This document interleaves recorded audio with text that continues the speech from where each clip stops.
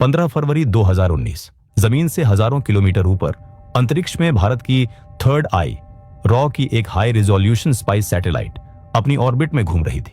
अचानक एक encrypted command upload होती है। सैटेलाइट अपने पुराने पाथ से हटती है और उसका फोकस पाकिस्तान के खैबर पख्तूनख्वा इलाके के एक सुनसान पहाड़ी इलाके पर लॉक हो जाता है। यह जगह थी बालाकोट।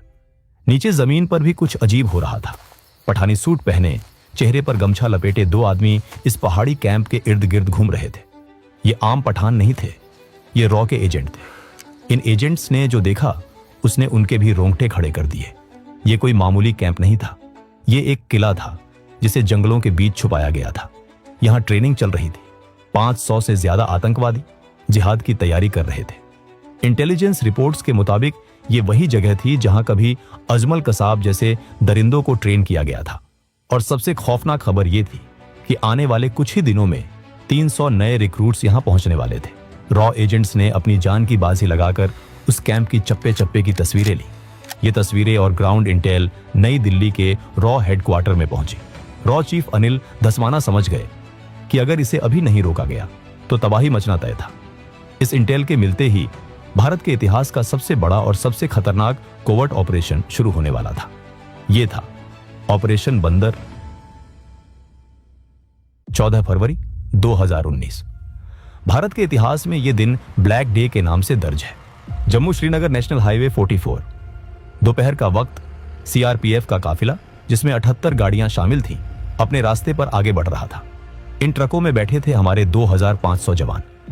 उन्हें अंदाजा भी नहीं था कि अगले ही पल उनकी दुनिया हमेशा के लिए अंधेरे में डूबने वाली है। काफिला अभी 15 मिनट ही चला था कि एक कनेक्टिंग रोड से एक गाड़ी हाईवे पर आती है। यह गाड़ी नॉर्मल नहीं थी, इसमें 300 किलो RDX भरा हुआ था।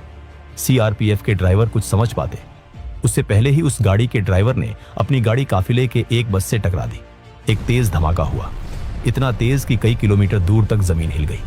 आग का एक गुब्बारा आसमान में उठा और देखते ही देखते हमारे 40 बहादुर जवान वीर गति को प्राप्त हो गए। इस कायराना हमले की जिम्मेदारी ली पाकिस्तान में बैठे आतंकी संगठन जैश-ए-मोहम्मद ने। उसका लीडर मसूद अजहर, जो बहावलपुर में बैठकर भारत की तबाही के सपने देख रहा था, उसने सोचा था कि भारत हमेशा की तरह कड़ी निंदा करेगा, डोजियर देगा और चुप हो जाएगा। लेकिन वो भूल गया था कि ये 2019 का भारत है। वो भारत जो अब चुप नहीं बैठता, वो भारत जो घर में घुसकर मारता है। 19 फरवरी 2019 दिल्ली। पुलवामा हमले को 4 दिन बीत चुके थे। रॉ चीफ अनिल धस्माना सीधा प्रधानमंत्री नरेंद्र मोदी के रेजिडेंस पर पहुंचते हैं। मीटिंग रूम में पीएम मोदी के अलावा national security advisor Ajit Doval, defence minister और तीनों सेनाओं के प्रमुख मौजूद थे। पीएम मोदी की आंखों में वो दर्द था जो हर हिंदुस्तानी महसूस कर रहा था। उन्होंने आर्मी, नेवी और एयर फोर्स के चीफ्स से साफ शब्दों में कहा, बहुत हो गया, हर बार हम सब्र करते हैं और वो इसे